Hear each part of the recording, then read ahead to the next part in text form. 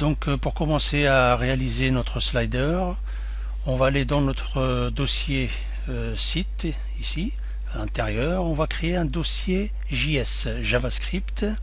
Donc il va contenir deux fichiers JavaScript qui permettra au slider de fonctionner, et un autre dossier image qu'on va nommer IMG. À l'intérieur de ce dossier IMG, on va insérer 4 images avec la largeur de notre site. Ici par exemple, nos images ont une largeur de 960 par 400 pixels.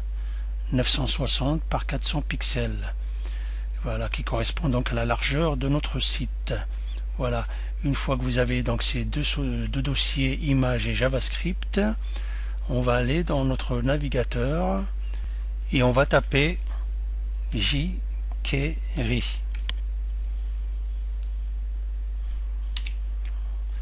Voilà, on va se rendre sur le site jQuery et sur la page d'accueil, on va cliquer sur le bouton Download pour installer un fichier qui s'appelle donc jQuery 1.8.2.min.javascript JS, et on va l'enregistrer sous,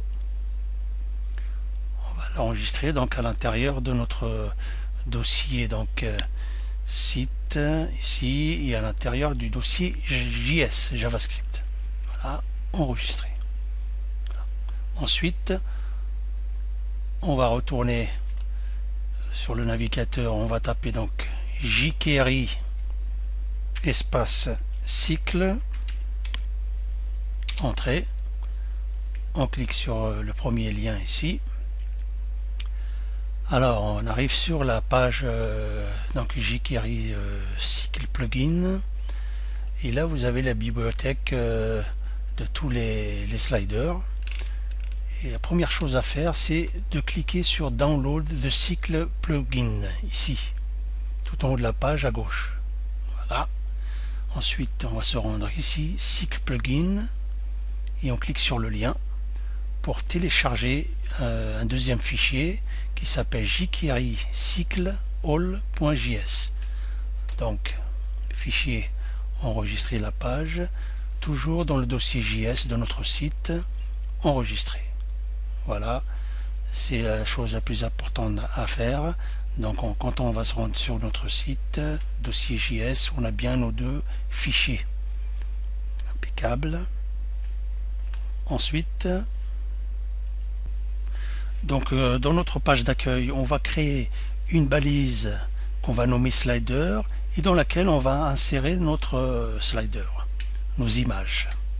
Donc à l'intérieur de la balise slider, on va insérer notre première image en cliquant ici sur image, et on va choisir image 1.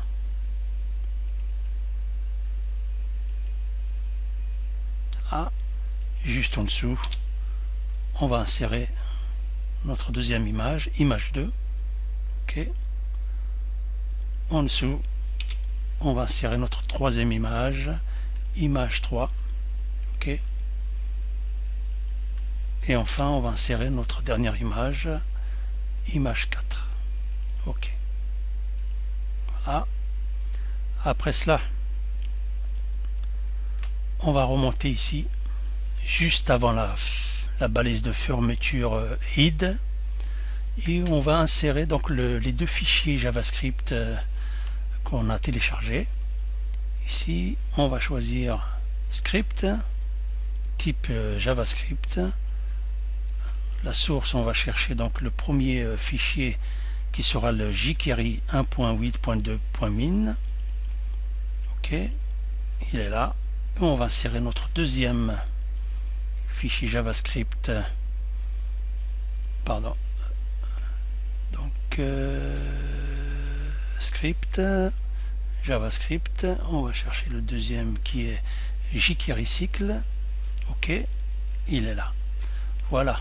Donc ensuite, ce qu'on va faire, on va se rendre sur le site jQuery cycle, hein. Voilà, ici, on va aller cliquer sur super basique démo et on va tomber sur un exemple de slider ici. Et ce qu'on va faire, on va appuyer sur la touche CTRL et U du clavier, CTRL et la touche U pour afficher le code source. Voilà. On va sélectionner le script ici, un bout de code JavaScript ici, copier. On va se rendre sur notre page et juste en dessous les deux liens qu'on vient d'insérer, on va coller ce bout de code. CTRL V. Voilà. Ensuite, à l'intérieur de notre bout de code JavaScript, on va changer donc deux choses. Ici, à la place de .slideshow, on va mettre le nom de notre balise qui contient donc le slider. Donc notre balise s'appelle slider. Donc ici, à la place de slideshow, on va mettre donc scene number slider, donc qui représente notre balise. Et on va changer aussi le nom du slider ici qui est FAD, mais notre slider a un autre nom, donc c'est un autre modèle.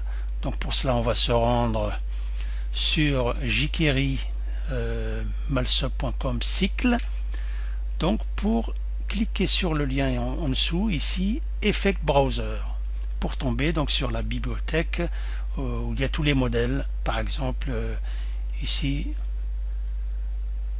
il y a un modèle, ici un autre modèle, gros Y, mais pour notre slider, on va choisir le modèle Scrollhorse ici. Ah, donc c'est un slider qui défile de droite vers la gauche. On va juste copier le nom, Scrollhorse, copier, et on va se rendre dans notre page pour changer donc FAD, et on va mettre à la place Scrollhorse. CTRL V. Donc on va lancer l'aperçu dans le navigateur.